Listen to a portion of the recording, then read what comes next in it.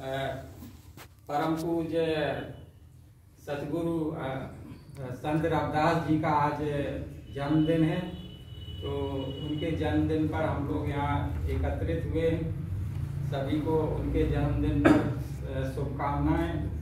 और जैसा कि इनको लोग मानते हैं कि ये भक्ति धारा के एक संत थे, लेकिन असल में ये है ना, इनके बारे में बहुत कम लोगों को ज्ञात है। और ये इनकी जो वो विचारधारा थी, इनकी क्रांति थी, एक सामाजिक क्रांति थी। समाज में यह समानता लाने के लिए इन्होंने प्रयास किया। और इनके जो ब्राह्मणवादी व्यवस्था से बिल्कुल विपरीत विचार थे। ये कोई संत महात्मा या उस तरीके से नहीं थे जिस तरीके से जो संत महात्मा होते हैं, साधु होते हैं, उस तरह से नहीं थे। इनकी विचारधारा एक समाज सुधार विचारधारा थी। और बाबा साहब ने इनको बहुत सम्मान दिया है। बाबा साहब इनकी विचारधारा से बहुत ही प्रेरित थे। उनकी विचारधारा जो बाबा साहब ने संविधान में जो लिखा हुआ है, संविधान बनाया है, उसमें सारी इनकी विचारधारा उनकी समाहित की है उन्होंने। तो ये बहुत ही मतलब समाज के लिए इन्होंने पूरे जीवन भर संघर्ष किया। और इनका ये था कि ये ऐसा चाहते थे कि समाज जिसमें कि सभी किसी तरह का भेदभाव ना हो, किसी तरह का पाखंड ना हो, उसके बहुत ही विरोधी थे। इनका ही एक जो है कहावत वो जो प्रचलित है कि मन चंगा तो गंगा। तो ये मतलब उस तरीके विचार के थे कि आडंबर ये बिल्कुल नहीं मानते थे। ये इन्हीं का ही है ना, वैसे मैं समझ रहा हूँ संत रविदास ने ये स्लोगन दिया था। और एक और इन्होंने कहा था कि इनके जो उसमें पदों में मिलता है कि ऐसा चाहूं राज में, जैसे हम लोग आज क्रांति कर रहे हैं या उस तरफ अग्रसर हैं कि जो हमारे देश में लड़ाई है वो ब्राह्मणवाद और क्या कहते हैं बुद्धिवाद है, या ब्राह्मणवाद या अम्बेडकरवाद कह सकते हैं, बुद्धवाद कह सकते हैं।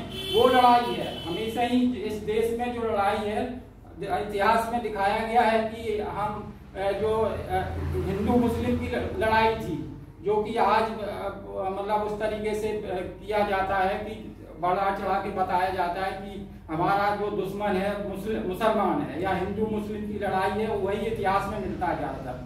लेकिन असली लड़ाई है हिंदुइज्म और बुद्धिज्म। क्योंकि बुद्ध की जो विचारधारा थी वो समतावादी विचारधारा थी और एक तरीके से निर्गुणवादी विचारधारा थी, जो कि ईश्वर में, भगवान में किसी तरह का विश्वास नहीं करते थे। वो श्रमण परंपरा की विचारधारा थी। श्रमण से या मेहनत से या जो अपने प्रयासों से जो खाए वो विचारधारा थी। वो कभी मतलब आडंबर में या इस तरीके से के मूर्ति बजा करके उसके वो भक्ति करना, पूजा पाठ करना, इस तरीके से वो जो संतों में वो विचारधारा नहीं थी।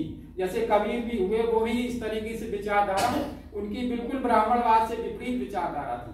वो समता, समानता, स्वतंत्रता के पक्षधर थे।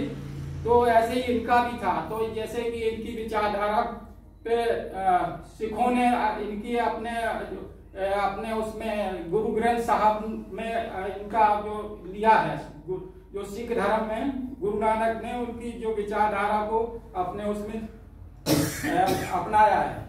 तो इसीलिए रविदासिया धर्म जो आजकल देखते को मिलता है कि रविदासिया धर्म लोग, कुछ रविदासिया जो पंजाब के लोग हैं काफी अधिक मात्रा में संत रविदास को पूजते हैं। और यहाँ बनारस में आज के दिन बहुत बड़ा मेला लगा हुआ है जहाँ पे संत रविदास हुए, मतलब उनका जो बना हुआ है, मठ बना हुआ है। तो वहाँ पे बहुत अधिक मात्रा में पंजाब से लोग, कई सारी ट्रेन, स्पेशल ट्रेन वहाँ से आई हुई है और वहाँ पे बहुत बड़ा आयोजन हो रहा है। तो इनकी विचारधारा असल में क्या था कि समाजवाद की विचारधारा थी और पाखंडवाद की जो खत्म करने की विचारधारा थी। जैसे हम लोग समाज सुधार, जैसे बुद्ध का रास्ता है, बुद्ध का रास्ता ही वही रास्ता है जो इन्होंने अपनाया था। तो इनके विचारों पे हमें आज बहुत ज्यादा चलने की जरूरत है। और इनके जब तक हम विचारों को नहीं चलेंगे तो हम अपना मतलब जो मिशन है उसको नहीं पा सकते हैं।